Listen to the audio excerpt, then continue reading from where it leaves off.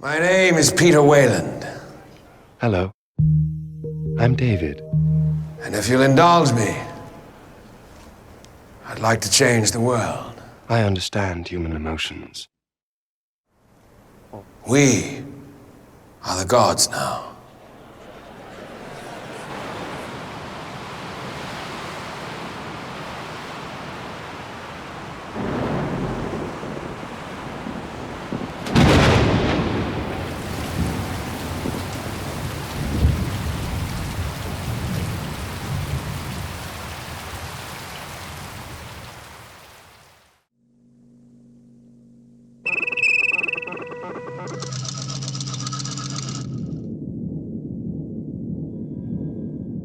임무를 끝마친 뒤 지구로 귀환하던 노스트로모의 대원들은 메인 컴퓨터 마더가 부착한 한 신호로 인해 동면 상태에서 깨어나게 됩니다. We all hear that, Lambert?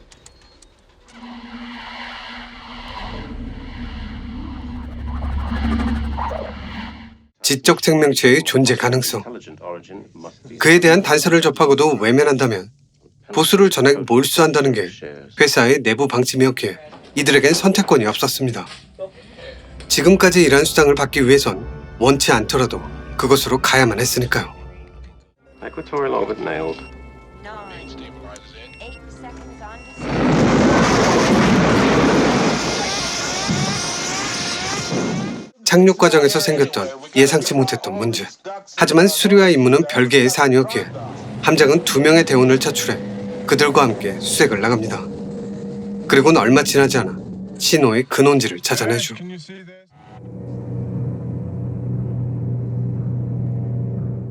믿기지 않게도 거기엔 화석이 된 거대한 외계 생명체의 흔적이 남아 있었습니다.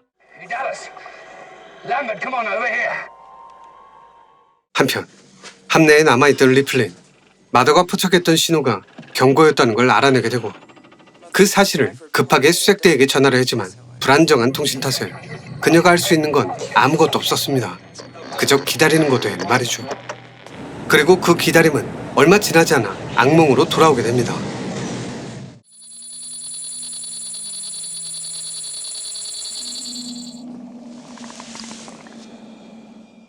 모두가 지켜보는 가운데 함장 달라스는 케인의 얼굴에 들러붙은 유기체를 떼어내기로 결정하는데 예상치 못하게도 녀석의 피가 선체를 녹여버리자 더는 손을 대지 못하고 그대로 케인을 격리 조치하기로 합니다. 하지만 다행스럽게도 얼마 후 케인을 습격했던 유기체가 사체로 발견되며 대원들은 한시름 놓게 되고 그쯤 함선의 수리가 끝나 이들 모두는 무사히 노스트로모로 복귀하는 데 성공합니다. How you doing? Terrific. Next silly question. 의식을 잃었던 케인까지 정상으로 돌아오자 노스트로모의 대원들은 다 같이 모여 앉아 축하 파티를 벌이는데 그것도 잠시 케인이 갑자기 발작을 일으키며 쓰러지고 뒤이어 경악스러운 광경이 펼쳐집니다. 또 나아가 케인의 배를 찢고 나온 유기체는 아주 빠른 속도로 성장해 노스트로모의 대원들을 한 명 한 명 사냥하기 시작하는데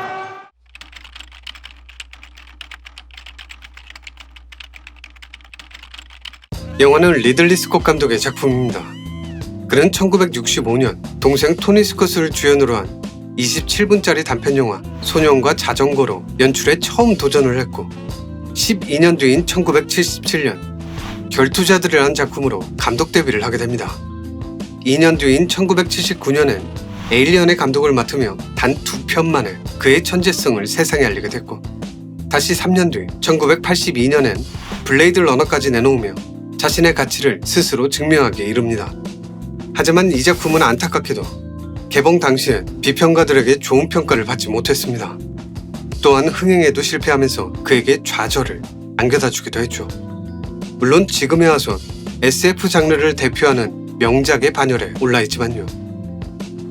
그는 1985년 레전드, 1987년 위험한 연인, 1989년 블랙 레인 등을 만들어낸 뒤 1991년 델마와 루이스를 시작으로 콜럼버스, 화이트 스콜, G.I. 잭, 글래디에이터, 한니발, 블랙호크 다운, 매치 스틱맨, 킹덤 오브 헤븐 어느 멋진 순간 아메리칸 갱스터, 바디 오브 라이즈, 로빈 훗 등 엄청난 명작들을 마구 쏟아냈고 2012년에 다다라선 오랜 시간 동안 구상하고 있던 에일리언 시리즈의 프리퀄 작품인 프로메테우스를 선보이게 됩니다.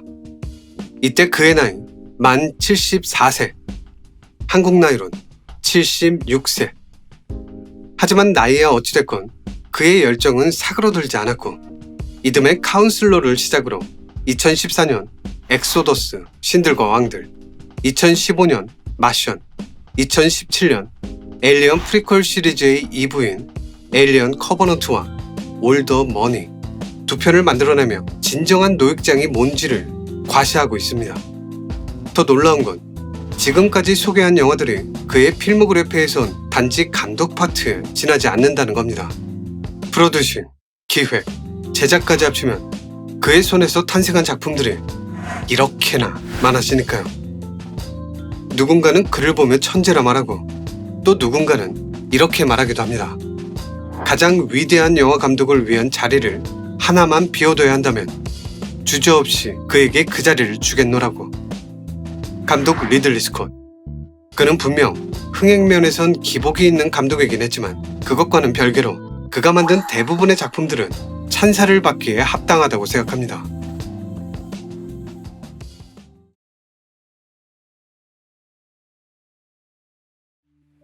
사실 에일리언의 세계관은 리들리 스콧이 창조한 게 아닙니다. 작가 댄 오베넌의 작품이었죠. 당시 그는 프랭크 허버트의 소설 듄 시리즈를 영화화하는 작업에 참여했었는데 불운하게도 그 프로젝트가 중간에 엎어지며 전 재산을 잃게 됩니다. 이 일로 인해 집까지 몽땅 날려버린 그는 한 친구의 집에 얹혀 지내게 되고 거기서 메모리란 공포영화의 시나리오를 집필합니다. 그리고 그 시나리오는 영화 에일리언의 기본 뼈대가 되죠. 우주 항해 도중 장기 수면 상태에서 깨어난 대원들은 어디선가 보내오는 신호를 포착하게 되고 조사를 위해 그곳으로 향하다 행성에 불시착한다. 그 후 컴퓨터는 메시지를 성공적으로 번역한다. 착륙하지 마십시오. 하지만 댄 오베넌이 영화의 모든 설정을 만들어낸 건 또 아니었습니다. 안드로이드 애쉬는 당시 제작자였던 월터 힐의 강력한 요구로 인해 만들어졌고 케인의 배를 뚫고 나오는 체스터 버스터, 그러니까 외계 생명체에 대한 설정은 그를 거둬준 친구 로널드 슈셋의 아이디어였습니다.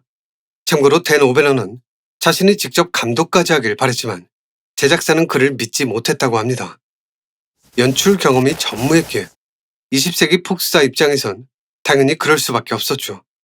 그 결과 당시 떠오르던 신예 리들리 스콧이 메가폰을 차지하게 됐고 감독이 된 그는 우주선과 우주복 등의 디자인을 직접 만들어내는 열의를 보이며 에일리언의 세계관을 구체화시키는 작업에 돌입했습니다.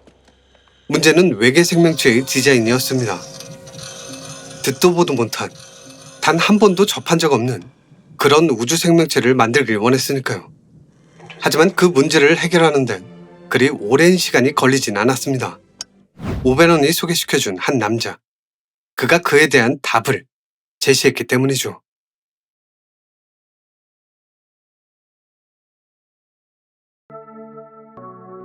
유년 시절 자주 악몽을 꾸던 기건은 어느 날부턴가 꿈에서 본 그것들을 그림으로 그리기 시작했다고 합니다. 너무나도 끔찍하고 기괴한 그림들이었기에 그걸 본 사람들은 기거의 정신 상태를 의심했지만 기거의 부모는 조금 다른 시선으로 아들을 바라봤다고 하죠. 그림 속에 숨겨져 있던 자식의 재능을 알아본 겁니다.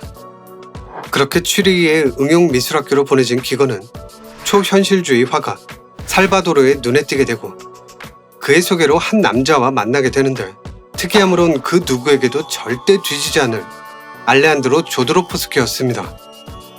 그는 기거를 보자마자 마음에 들었는지 곧바로 자신이 진행하던 프로젝트의 특수효과 담당으로 참여시켰지만 안타깝게도 그 프로젝트는 도중에 중단됩니다. 그 프로젝트가 바로 오베넌을 나락으로 떨어뜨렸던 듄 시리즈 영화 프로젝트였죠. 암튼 이때 오베넌과 맺었던 인연을 계기로 기건은 리들리 스콧을 소개받게 되고 에일리언의 디자이너자를 따내게 됩니다. 그의 출판물인 네크로노미콘에 수록되어 있던 네크로놈 4는 리들리 스콧의 마음을 사로잡기에 충분했으니까요.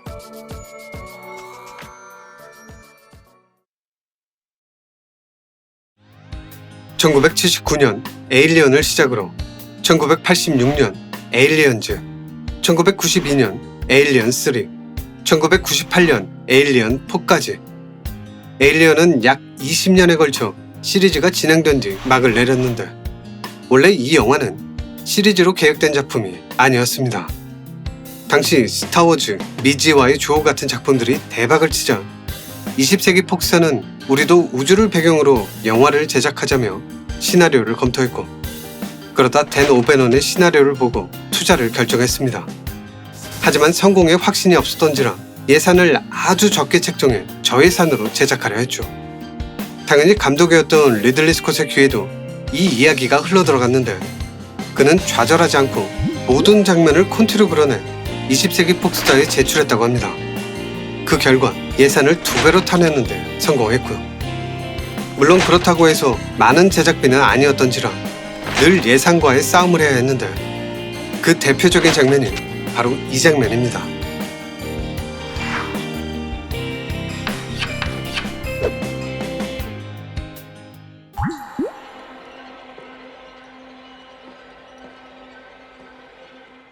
스페이스 자키가 나오는 바로 이 장면. 여기서 재밌는 건 이 스페이스 자키라는 설정이 이때까지만 해도 지금과는 전혀 다른 의미로 사용됐다는 겁니다.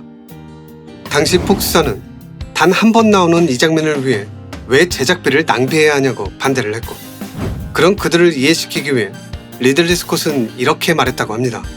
저예산 영화를 티내지 않기 위해선 이 장면이 꼭 필요합니다. 쉽게 말해 이 거대한 스페이스 자키는 에일리언 시리즈를 염두에 두고 만든 설정이 아니었습니다. 물론 프로메테우스가 나온 지금 시점에선 이게 무슨 뇌피셜이냐고 할지도 모르겠지만 당시 리들리 스콧은 에일리언의 세계관을 확장할 생각이 전혀 없었습니다. 2001 스페이스 오디세이와 스타워즈 두 작품에서 디자인을 따온 뒤 텍사스 전기톱 학살 같은 우주판 호러 영화와 그런 걸 만들고 싶었을 뿐이니까요. 그렇게 그는 에일리언을 다 만들고 난 뒤에야 훗날 이런 생각들을 했다고 합니다. 에일리언 이후 수수께끼 같은 무언가가 계속 마음속에 남아있었습니다. 스페이스 자키는 누구였을까? 어디서? 그리고 무엇 때문에 나타난 것일까? 그들이 지닌 과학기술은 어떤 것이었을까? 그러한 의문들에 대해 스스로에게 질문을 던지다 더 큰 이야기의 출발점으로 삼게 되었습니다. 만약 리들리 스콧이 처음부터 이런 생각을 가지고 세계관을 확장시켰다면 매 편마다 감독이 바뀌는 일은 없었을 겁니다. 심지어 20세기 폭스사는 에일리언 3에서 리플리를 죽이며 시리즈를 끝내려고까지 했습니다. 암튼 제작과 관련된 썰은 여기까지 하기로 하고 이제부터 에일리언 시리즈의 모든 것들을 하나의 덩어리로 묶어보도록 하죠.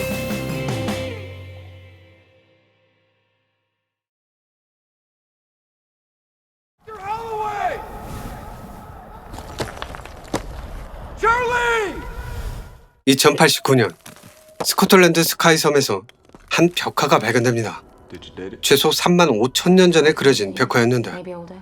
그건 외계 문명의 존재를 증명할 아주 중요한 단서가 되죠. Think they want us to come and find them. 2093년 웨일랜드사는 함선 프로메테우스를 한 행성으로 보냅니다. 그곳은 고대 문명의 석판들이 공통적으로 가리키고 있던 그곳이었는데 믿기지 않게도 그 내용들은 모두 사실로 확인됩니다. 외계 문명의 흔적과 인류와 비슷하게 생긴 외계 생명체의 잘린 머리, 더 나아가 살아있는 유기체가 들어있는 용기들까지 그것들을 함선 내부로 가져와 연구를 하던 데이빗은 아무도 모르게 찰리 할로웨이를 대상으로 실험을 감행했고 찰리의 연인이었던 엘리자베스가 그와 관계를 맺고 난 뒤 경악스러운 일을 경험하게 됩니다. You're pregnant. Commence surgical procedure.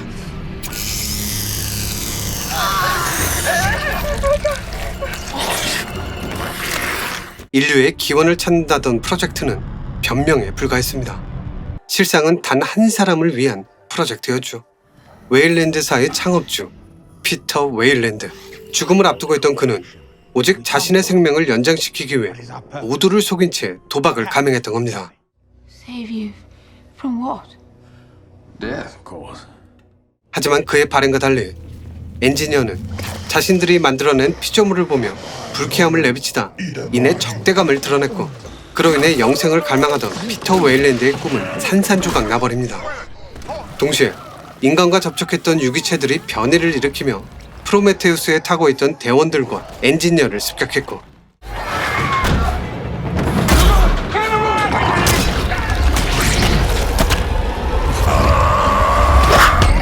그 과정 속에서 유일하게 살아남은 엘리자베스는 데이빗과 함께 엔지니어의 함선에 올라타 지구가 아닌 엔지니어들의 행성으로 좌표를 설정하며 기나긴 여정을 떠나게 됩니다. Walter, it's time to recharge the energy grid. Please report to the bridge. On my way, Mother. 프로메테우스호가 엔지니어와 접촉한 지 11년이 지난 2104년, 인류는 개척민 2000명과 배아 1140개를 싣고 커버넌트에 올라타 식민지를 개척하러 오리가의 6로 항해를 시작합니다. A neutrino burst was detected in Sector 106.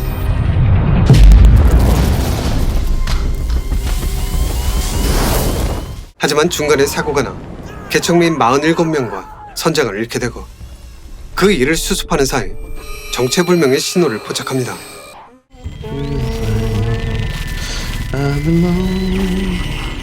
신호의 발신지는 한 행성.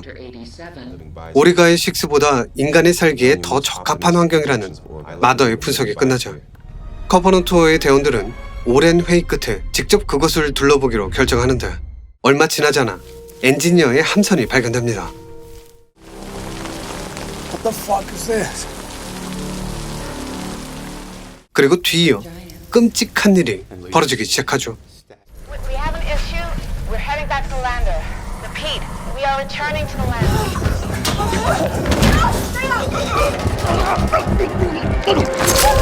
I don't know what the fuck we're couldn't go. 여긴 엘리자베스가 향했던 엔지니어들의 고향이었습니다. 그 말은 즉 그들이 만들어낸 병원체가 이곳에 존재한다는 소리였죠. 아니나 다를까, 난생 처음 보는 유기체의 공격에 커버넌트호의 대원들은 속수무책으로 당하는데, 그쯤 데이빗이 나타납니다. Follow me.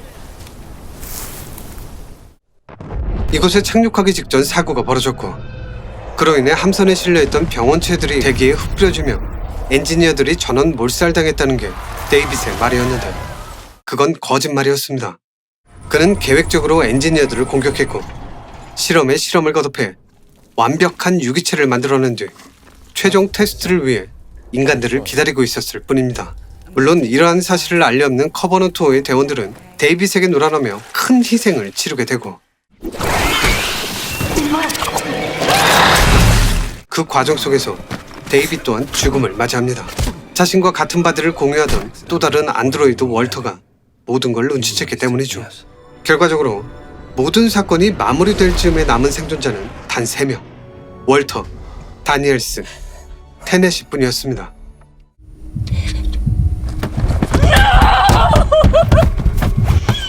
하지만 이 또한 데이빗이 짜놓은 함정에 불과했고, 커버넌트호는 그렇게 데이빗의 손에 넘어가게 됩니다. 데이빗이 커버넌트호를 장악한 지 18년 후인 2122년, 노스트로모의 대원들은 행성 LV-416에서 유기체와 접촉을 한 뒤 리플리를 제외한 전원이 몰살당합니다.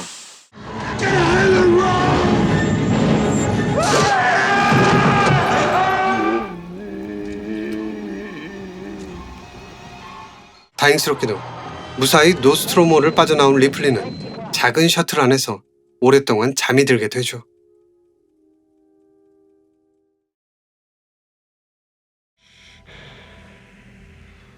Bio readouts are all on the green. Looks like she's alive. 2179년 웨일랜드사는 리플리를 구조해냅니다. How long was I out there? 57 years.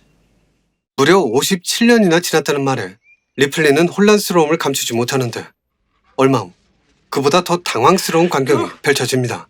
그녀의 지위를 무기한 정지시켜버린 웨일랜드사 때문이었죠. Now, no criminal charges will be filed against you at this time. 사실 회사의 입장에선 당연한 반응이었습니다. 에일리언 때문에 노스트로모를 폭파시켰다는 리플리의 주장을 그대로 받아들일 수가 없었기 때문이죠. 그도 그럴 수밖에 없는 게 그녀가 잠들어 있는 동안 세상은 변했고 행성 LV-416은 테라포밍에 성공한 상태였습니다. 리플리가 이 상황을 타개할 수 있는 방법은 단 한 가지뿐이었습니다. Ripley, we have to talk. They've lost contact with the colony on LV-426. I said no, and I mean it. What would you say if I told you I could get you reinstated as a flight officer? Would you do me a favor? Just think about it. 끔찍한 악몽에 시달리며 고민에 고민을 거듭하던 리플린. 결국 해병대원들과 함께 두 번 다신 발딛고 싶지 않았던 LV-416으로 향했는데 운명의 장난인지 그녀가 도착할 때쯤엔 어린 유트를 제외한 개척민 전원이 몰살된 상태였습니다. 57년 전 노스트로모에서 그랬던 것처럼 에일리언들은 인간들을 숙주 삼아 번식을 거듭했고 그 광경을 목격한 해병대원들은 또 다른 사냥감이 됩니다. 급기야는 유일한 탈출수단이었던 셔틀까지 에일리언의 공격을 받으며 리플리 일행은 오도 가도 못하는 그런 신세가 되죠. How long after we're declared overdue can we expect a rescue? 17 days. 구조대가 도착하는 데까지 걸리는 시간은 약 17일. 그 17일 동안 어떻게든 살아남아야 했기에 리플리와 해병대원들은 최대한의 방어태세를 갖추고 에일리언의 공격을 대비함과 동시에 관제탑에 있는 개척민들의 비상 셔틀을 가동시켜 이곳을 빠져나갈 계획을 세웁니다. 하지만 계획은 어디까지나 계획일 뿐이죠. 에일리언의 공격은 예상치를 훨씬 웃돌았고 그 여파로 해병대원들은 이 낯선 땅에서 차례로 개죽음을 당하게 됩니다.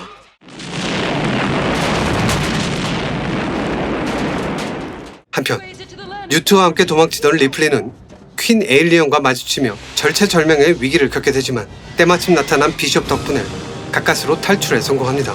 그리고는 57년 전에 그랬던 것처럼 셔틀로 숨어든 에일리언과 마지막 사투를 벌이며 또 한 번의 위기를 무사히 넘기죠.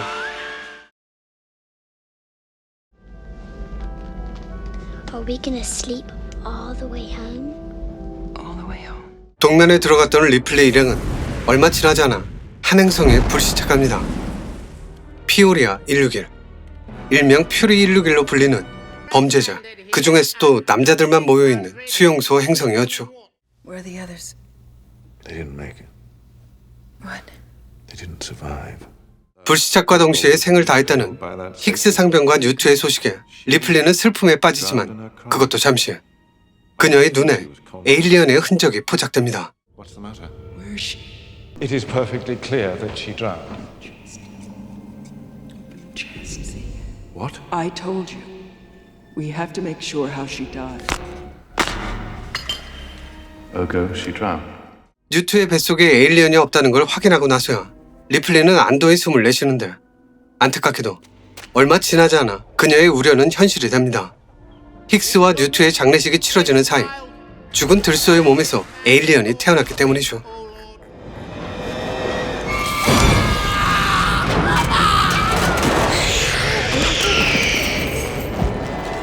성체가 된 에일리언이 죄수들을 사냥하기 시작할 때쯤 리플리는 비숍을 찾아냅니다. Was there an alien on board? Yes. 에일리언이 셔틀에 타고 있었다는 걸 알게 된 리플리 곧바로 소장을 찾아가지만 소장은 그녀의 말을 귀담아 듣지 않았고 그에 대한 대가를 치르게 됩니다.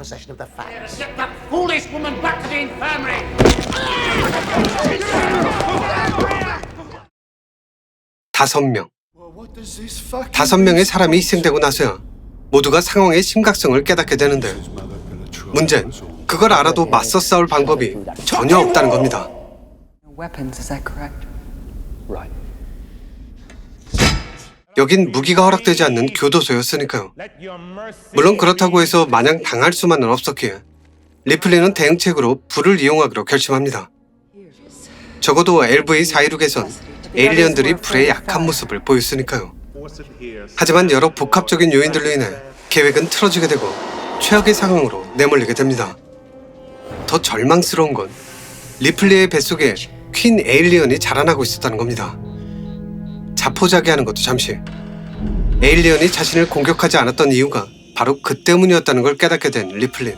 그걸 역으로 이용해 스스로 유인책이 되기로 결심하고 결국 에일리언을 잡아내는 데 성공합니다.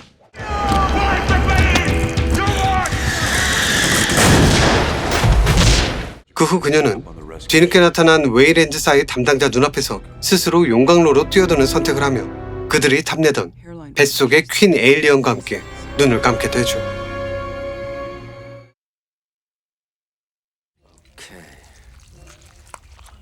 Yeah. Ready with that amnio. 리플리가 용광로에 몸을 던진 지 200년이 지난 어느 날 그녀는 부활합니다. 용광로에 남아있던 혈흔으로 그녀를 복제하는 데 성공했기 때문이죠. 물론 이건 어디까지나 퀸 에일리언을 얻기 위한 연구였기에 리플리는 그저 부산물에 지나지 않았습니다. 암튼 그렇게 목적을 달성한 페레지 장군은 퀸 에일리언의 성장 속도에 맞춰 밀수업자에게 연락을 취했고 그의 연락을 받은 LG는 베티오를 끌고 아우리가호로 접근했습니다.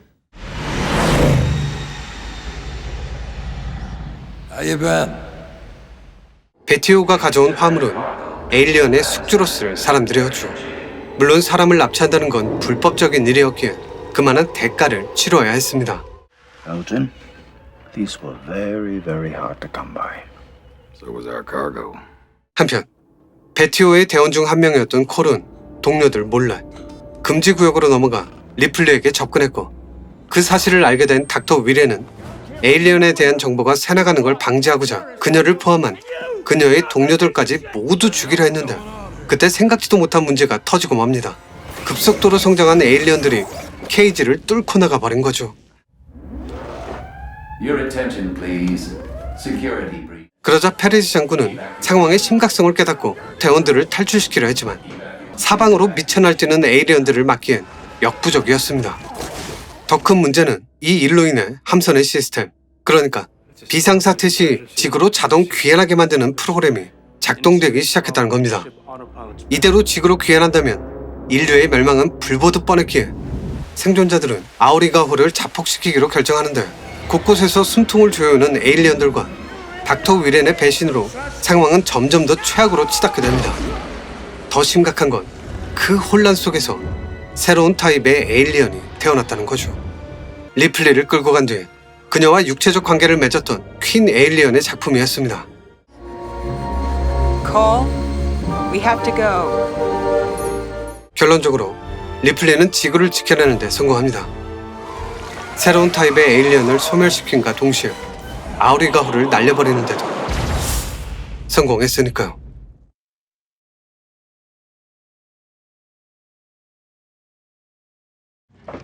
길고 길었던 에일리언과의 사투를 끝내고 리플리가 다시 지구로 귀환하기까지 걸린 시간은 약 257년. 이 모든 건 웨이랜드사 때문이었습니다. 더 정확히 말하면 웨이랜드사의 초대 회장 피터 웨이랜드. 그의 그릇된 욕망 때문이었죠. Save you from what? Death, of course. 불멸. 피터 웨이랜드는 불멸을 꿈꿨습니다. 그는 대체 왜 불멸을 꿈꾸게 됐던 걸까요? 단지 죽음을 앞두고 있었다는 이유, 그것 하나뿐이었을까요? 1990년생으로 인도에서 태어난 피터 웨이랜드는 20대인 2015년 웨이랜드사를 설립하며 엄청난 부를 얻게 됩니다. 그 후 그는 이듬해인 2016년 인조대기를 만들어내 지구의 온난화를 종식시켰고 7년 뒤인 2023년은 암 치료제를 개발해내며 인류에게 큰 선물을 안겨주게 되는데 그의 성과를 달리 바라보면 불멸을 꿈꾸던 피터 웨이랜드의 생각을 엿볼 수 있습니다. 지구의 온난화를 해결했다는 건 행성의 기후를 컨트롤할 수 있다는 걸 의미했고 암을 정복했다는 건 생명공학에 있어서 엄청난 발전이 이루어졌다는 걸 의미했는데 이 두 가지 업적을 바탕으로 그는 자신감을 갖게 됐던 겁니다. 프로메테우스에게 불을 선물 받은 이후 수많은 테크놀로지를 쌓아왔던 인류가 이제는 신의 영역에 도달했다는 게 바로 그의 생각이었죠. We are the gods now. 결과적으로 피터 웨이랜드는 인류의 무대를 우주로 확장시키는 데 성공했고 그가 말했던 대로 마치 신처럼 피조물을 창조하는 데도 성공했습니다. I am your father. 하지만 그는 신이 아니었고 근본적인 질문엔 답을 할 수가 없었죠. Where do it come from? What is our purpose? What happens when we die? 그에게 시간이 더 허락됐더라면 그가 스스로 생명 연장의 꿈을 이뤄냈을지도 모르겠습니다. 하지만 죽음을 앞두고 있었기에 그가 취할 수 있는 방법은 단 하나밖에 없었던 겁니다. 벽화에서 발견한 신들의 고향을 직접 찾아가 답을 얻어내는 것. 그것뿐이었죠. 다 죽어가는 마당에 지구에서 조금 더 사는 것보단 훨씬 더 나은 선택이었을 테니까요. 확률이 아주 적다고 할지라도 말입니다. 여기서 재밌는 건 신과 대면했을 때 그가 보인 반응입니다. 인간과 다를 바 없는 유기체. 그런 존재에 불과하다는 걸 알게 됐음에도 그는 부모에게 칭찬받고 싶어하는 아이처럼 행동했습니다. 나도 당신처럼 생명을 창조했다고. 이제 나도 당신과 같은 신이니까 나에게도 불멸을 선물해달라고 말입니다. 하지만 그의 바람은 이루어지지 않았고 안드로이드란 생명체를 만들어낸 대가를 치러야만 했습니다. If these things made us, then surely they could save us.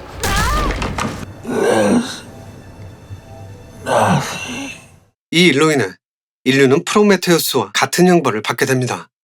코카소스의 바이산에 묶여 매일같이 독수리에게 간을 쪼였던 프로메테우스처럼 몇 번이고 가슴이 계속 찢겨야만 했죠. 그건 인간들을 창조한 엔지니어들 또한 다르지 않았고요. 참고로 프로메테우스는 반신반인이었던 헤라클레스의 도움으로 고통에서 해방되는데 그건 복제 과정에서 에일리언과 유전자가 뒤섞이며 반신반인의 능력치를 갖게 된 리플리 덕분에 인류가 멸종위기를 넘기는 것과 닮아있기도 합니다.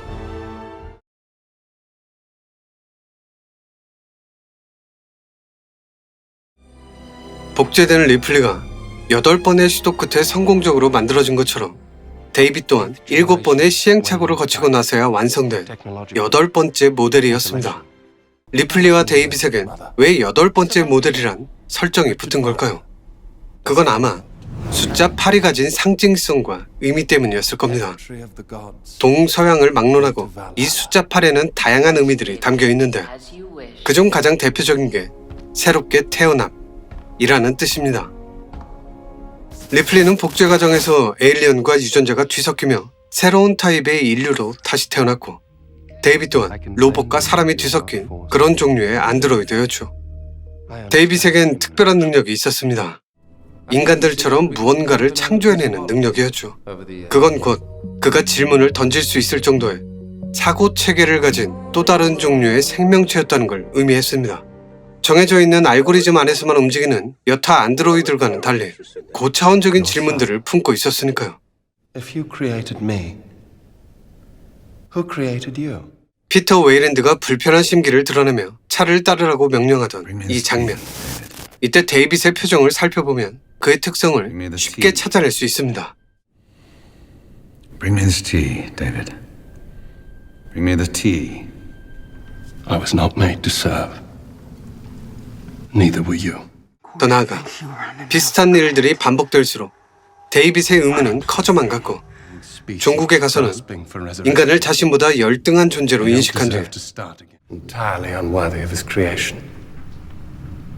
I pitied him at the end. 아예 자신의 창조주를 죽음으로 내몰기까지 했습니다. This way, sir. That being said, doesn't everyone want their parents dead? 그는 분명 피터 웨이랜드가 엔지니어와 접촉하면 살해당할 거라는 걸 이미 알고 있었습니다. Sometimes to create, one must first destroy. 자신과 같은 바디를 공유하던 월터에게 데이빗은 이런 질문을 한 적이 있습니다. Them or me.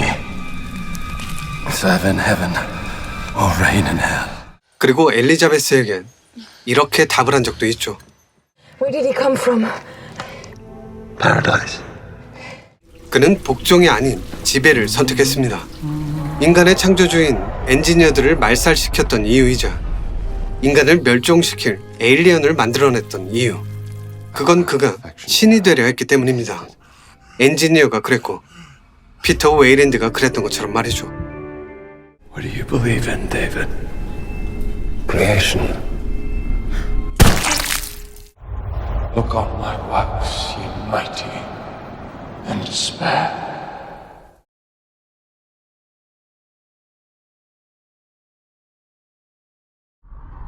그리스어의 제노스에서 따온 제노와 모프의 합성어인 제노모프는 시리즈의 제목이자 외계 유기체인 에일리언을 뜻합니다. 시리즈 초기엔 그저 공포심을 유발하는 크리처에 불과했지만 리들리 스콧이 다시 한번 에일리언 시리즈에 손을 대며 그들은 단순 괴물이 아닌 새로운 생명체의 탄생과 진화 과정이라는 또 다른 설정으로 그려지기 시작했습니다. 그럼 지금부터 제노모프에 대해 자세히 알아보도록 하죠. 에일리언의 불씨는 엔지니어가 처음 만들어냈습니다. 그들은 어떤 이유에서인지 인간들을 말살시키기 위해 병원체를 만들어냈고 그걸 가지고 지구로 향하려다 사고를 당한 상태였죠. 엔지니어들이 배양하던 병원체는 큰 항아리 모양에 담겨 있었는데 프로메테우스 대원들이 접근하자 변화된 외부 환경 때문인지 항아리에선 검은 액체가 흘러나왔고 데이빗은 그걸 통째로 들고 가 조사를 시작했습니다. 그 후 그는 그 속에 들어있던 검은 물질 한 방울을 술에 탄 뒤 찰리 할로웨이에게 건네줬고 그 술을 마신 찰리는 엘리자베스와 관계를 맺었습니다. 이 일로 인해 말도 안 되게 빠른 속도로 커가는 유기체를 임신하게 되고 그 유기체를 임의로 제거하기에 이르는데 이때 나온 유기체가 트릴로바이트입니다. 그리고 이 트릴로바이트는 엘리자베스의 뱃속에서 그랬던 것처럼 아주 빠른 속도로 성장을 해 엔지니어를 공격한 뒤 숙주로 삼기도 했습니다. 페이스오버의 한 종류인 해머피드는 지렁이 모양의 유충과 검은 물질이 뒤섞여 만들어진 뱀처럼 생긴 유기체입니다. 이 유기체는 직접 숙주의 몸 안으로 들어가 그 숙주를 변형시켜 마치 괴물처럼 만드는데 이 부분이 기존 페이스오버와는 구분지어지는 해머피드만의 특성입니다. 우리에게 잘 알려져 있는 페이스오버는 퀸 에일리언의 안 오버모프 안에 들어있는 유기체입니다. 이들은 숙주로 삼을 만한 대상이 근처로 접근하면 타이밍을 재다가 이름 그대로 얼굴을 감싸 안으며 배아를 숙주에게 이식하는 역할을 담당하고 있습니다. 참고로 페이스오버는 데이빗이 오랫동안 연구한 결과물입니다. 그가 배양하고 있던 오버모프, 그 안에서 튀어나온 페이스오버는 이미 완성형이었습니다. 커버노트 홀을 장악한 데이빗은 인간의 배아 사이에 페이스오버를 끼워 넣기도 했습니다. 페이스오버가 숙주 몸에 배아를 이식한 뒤 떨어져 나가면 그 안에 자리 잡은 유기체는 급속도로 성장을 한 뒤 숙주의 배를 찢고 튀어나오는데 이때 그 유기체를 가리켜 체스트 버스터라고 부릅니다. 그리고 이 체스트 버스터는 숙주가 무엇이냐에 따라 조금씩 변형된 버전의 에일리언으로 성장하게 됩니다.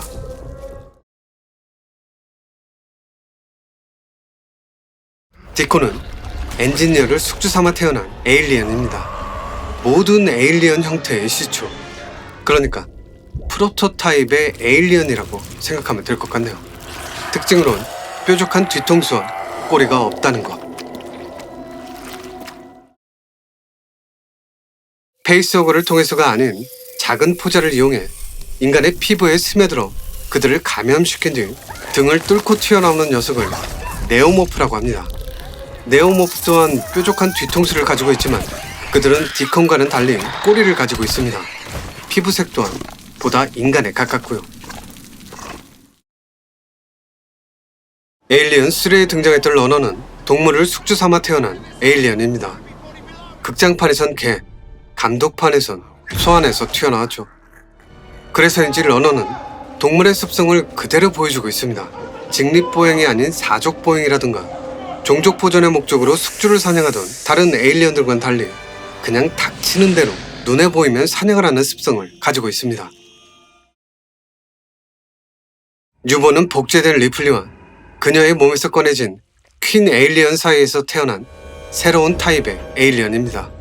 퀸 에일리언이 알을 까고 거기서 태어난 페이스워커가 숙주를 공격해 배아를 이식하고 숙주의 몸을 찢고 나온 체스터버스트가 에일리언으로 성장하는 게 보통의 루트인데 이 녀석은 다릅니다. 리플리와 육체적 관계를 맺은 퀸이 자궁을 통해서 출산한 첫 에일리언이니까요.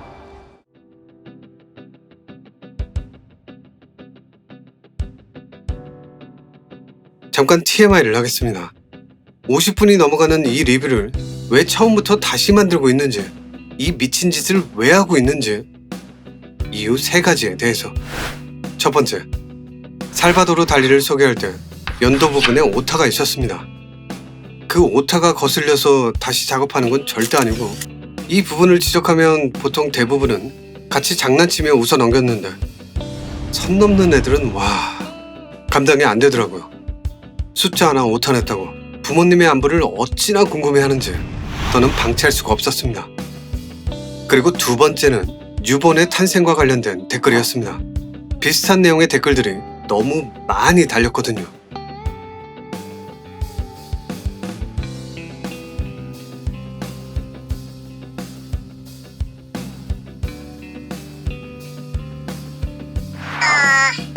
재밌게 감상하긴 했지만 에일리언 3에서 개의 몸을 찍고 나온 걸 들소의 몸?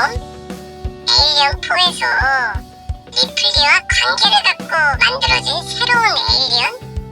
뭐 이렇게 각설하는 중 영화를 제대로 보고 이 영상을 만드셨나 의심스러운 부분이 있네요. 대표적인 댓글 중 하나인데 초반엔 한 분 한 분 정성스럽게 답글을 남겼지만 매번 같은 말을 하려니까 이게 짜증나기도 하고 피곤하기도 하고 그렇더라고요. 그래서 여기서 확실하게 짚고 넘어갈까 합니다. 25주년 기념으로 스페셜 블루레이가 발매된 적이 있습니다. 에일리언 쿼드릴로지. 참고로 블루레이판은 에일리언 쿼드릴로지, 에일리언 앤솔로지 두 개의 버전이 존재하는데 이 중 쿼드릴로지가 완전판입니다. 3시간 분량에 달하는 스페셜 영상도 포함되어 있고 무엇보다 각 시리즈의 설정이 바뀌거나 분량이 추가된 버전이니까요. 예를 들어 3편을 보면 숙주가 개가 아닌 들소로 변경되어 있습니다. 극장판에 비해 30분 이상 추가되기도 했고요. 4편 또한 다르지 않습니다. 리플리가 퀸 에일리언에게 끌려 들어가던 장면, 이때 나오던 에르탄 씬들은 분명 배드씬이 맞습니다. 에일리언 대신 남자 배우였다면 영락없는 19금 장면이었을 테니까요. 이건 괜히 이렇게 촬영한 게 아니었습니다. 시거니 위버 때문이었습니다. 그녀는 이전부터 리플리가 죽어야 한다고 주장했고 에일리언과의 정사신도 포함되길 원했습니다. 그러다 에일리언 4에서 그녀의 의견이 반영되는 듯 했지만 최종 편집에서 영화사와 트러블이 생깁니다. 아무래도 논란이 있을 거라고 예상한 영화사가 그 장면을 자르려고 했기 때문인데 그 이야기를 들은 시거니 위버는 강력한 항의를 했다고 합니다. 이 장면 자르면 영화 홍보 활동에 일체 참여하지 않겠다고 선언을 해버린 거죠. 덕분에 결국 영화에 실리게 되는데 이게 문제는 너무 순화된 장면이 실리다 보니까 정사씬인지 아니면 그냥 끌려 들어가는 건지 극장판만으로는 도무지 알 수가 없게 된 거죠. 암튼 이 장면은 분명 리플리와 퀸 에일리언의 배드씬입니다. 이 장면이 촬영된 이유는 주연 배우였던 시거니 위버의 강력한 요구사항이 있었기 때문이고요. 그럼 아까 전에 댓글을 다시 한번 살펴볼까요? 재밌게 감상하긴 했지만 에일리언 3에서 개의 몸을 찍고 나온 걸 들소의 몸? 에일리언 4에서 리플리와 관계를 갖고 만들어진 새로운 에일리언? 뭐 이렇게 각설하는 중 영화를 제대로 보고 이 영상을 만드셨나 의심스러운 부분이 있네요. 리뷰를 다시 만들게 된 세 번째 이유는 지금 만들면 더 잘 만들 수 있을 것 같아서.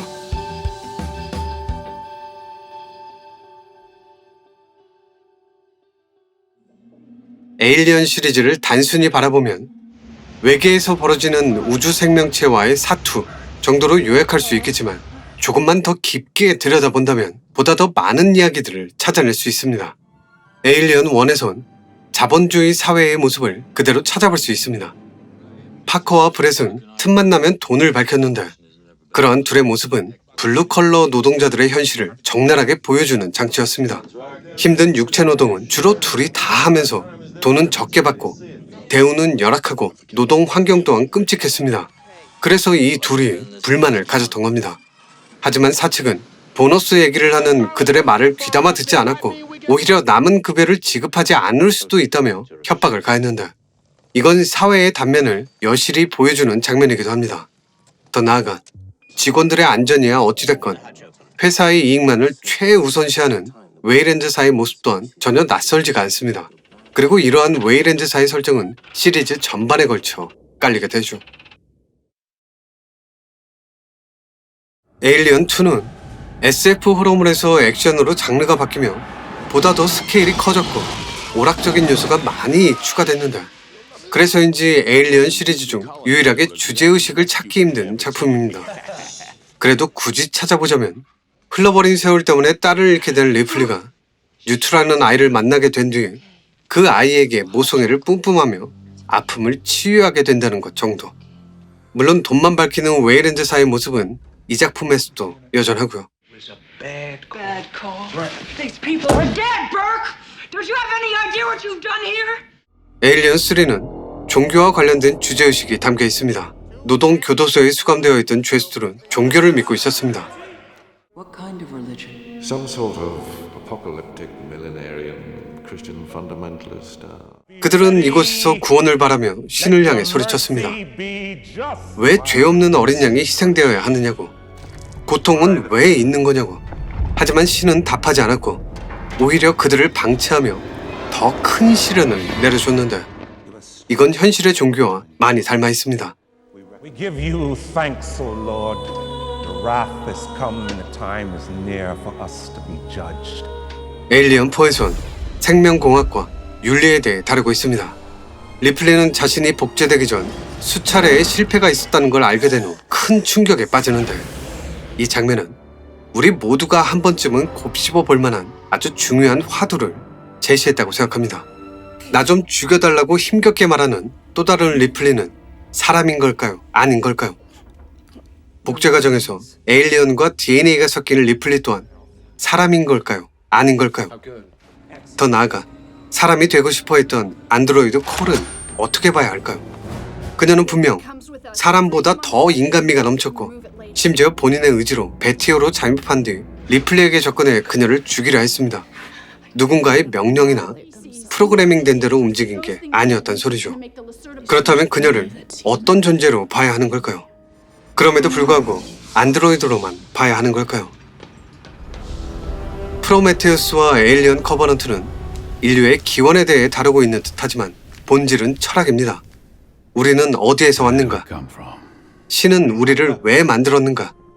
그들이 과연 절대적인 존재들인가? 이러한 질문에 대한 근본적인 고찰을 하고 있죠.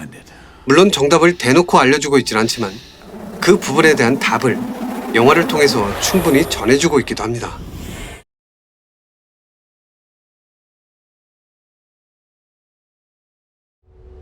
인간은 어디서 왔는가? 신은 인간을 왜 만들었는가? 인간을 만든 목적은 무엇인가? 영화 속 피터 웨이랜드는 답을 찾기 위해 끊임없이 질문을 던졌습니다. 죽음을 앞둔 그 시점까지. 하지만 그는 아무런 답도 듣지 못한 채 허망하게 생을 다하죠. 영화를 보고 실망한 사람들이 많은 이유가 바로 이 때문입니다. 피터 웨이랜드가 품었던 질문. Spent my entire lifetime contemplating the questions. Where do we come from? Where do we come from? What is our purpose? 그 질문에 대한 답을 영화 속에서나마 듣고 싶은 사람들이 많았을 테니까요. 근데 재밌는 건 영화를 본 모두는 이미 답을 들었다는 겁니다. 찰리와 데이빗의 대화를 통해서. Why do you think your people made me? We made you because we could. I was designed like this because you people are more comfortable interacting with your own kind. 엔지니어가 인간을 만든 이유, 왜 자신과 같은 형상으로 만들었는지 그에 대한 답이 이 짧은 대화 속에 숨어 있었습니다. 엔지니어를 통해서 직접적으로 말하는 것보다 훨씬 세련된 방법이었다고 생각하고요. 종교와 관련된 각종 논란도 미리 차단할 수 있었을 테고요. 그럼 엔지니어가 인간들을 몰살시키려 했던 이유는 뭘까요? 이 질문에 대한 답 역시 데이빗을 통해 들을 수 있습니다. I need to know why. What did we do wrong? Why do you hate us? You disturbed people. You were too human, too idiosyncratic. 앞서 말했던 대로 데이빗은 7번의 시행착오를 거쳐 만들어진 8번째 모델이었습니다. 인간에 거의 근접할 완벽한 안드로이드였죠. 아이러니하게도 인간과 너무 닮았기에 사람들은 데이빗을 보며 불안감을 느꼈습니다. 그래서 월터 같은 9번째 모델이 만들어진 거죠. 성능을 제한시킨 사람과 구별되는 그런 안드로이드 말입니다. So they made the following models with fewer complications. More like machines. 엔지니어도 같은 입장이 아니었을까요? 그들에게 인간이란 존재는 인간이 안드로이드를 바라보는 시선, 그들을 대하는 태도, 뭐 이런 것과 별반 다르지 않았을 테니 말입니다. 프로메테우스와 에일리언 커버넌트는 에일리언을 좋아했던 사람들에겐 선물과도 같은 작품이라고 생각합니다. 스페이스 자키가 누구였는지,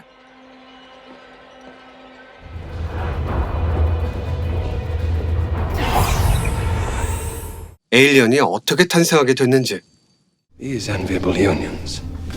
My beautiful destiny. I found perfection here. I've created it.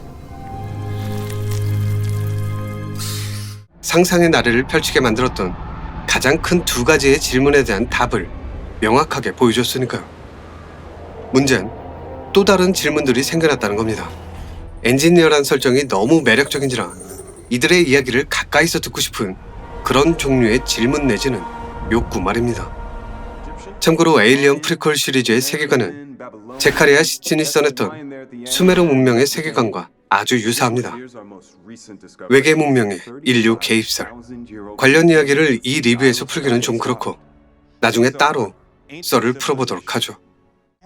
Spent my entire lifetime contemplating the questions. Where do we come from? What is our purpose? Why do you think your people made me? We made you because we could. I was designed like this because you people are more comfortable interacting with your own kind.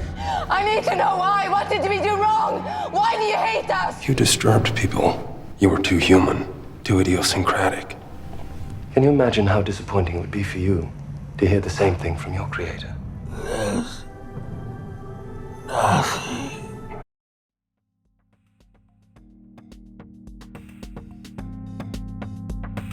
단순 SF 호러물로 시작된 에일리언은 넘버링이 하나씩 늘어날 때마다 진화를 거듭했고 프로메테우스에 이르러선 마치 빅뱅이라도 일으키듯 세계관을 엄청나게 확장시켰습니다.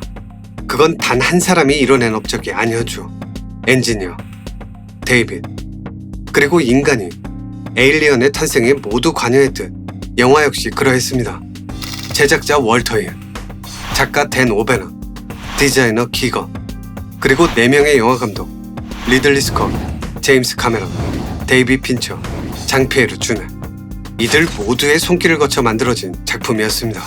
보통 대부분의 영화들은 시리즈가 지속될수록 그 시리즈가 오랜 텀을 두고 만들어질수록 더 나아가 여러 명의 손을 탈수록 엉망이 되기 마련이지만 에일리언만큼은 특별한 경우라고 볼 수 있습니다. 여기서 재밌는 건 영화를 촬영할 당시 4명의 감독 모두 유망주나 초짜 감독이었다는 겁니다. 대체 제작자 월터 힐은 무슨 생각으로 그런 도박을 했던 걸까요? 암튼 그들은 모두 인정받는 영화 감독으로 성장했는데 이쯤 되면 에일리언 시리즈의 진짜 주인공은 시건이 입어도 에일리언도 아닌 감독들이 아닐까 합니다. 인간들의 배를 뚫고 나와 에일리언이 된 체스터 버스터처럼 에일리언의 배를 뚫고 나와 영화판의 괴물이 된 게 바로 그들이니까요. 이제 공식적으로 에일리언 시리즈는 마지막 한 편만을 앞두고 있습니다. 물론 그 뒤로도 또 다른 넘버링이 진행될 수도 있겠지만 리들리 스콧이 계획했던 프리퀄 3부작의 마침표는 아마 그 작품에 찍히게 되겠죠. 초짜 감독으로 시작해 이제는 거장이 된 리들리 스콧. 그가 찍으려 하는 마침표에는 어떤 이야기들이 담겨져 있을까요? 또 어떤 이야기들이 담기게 될까요? 영화 에일리언 시리즈였습니다.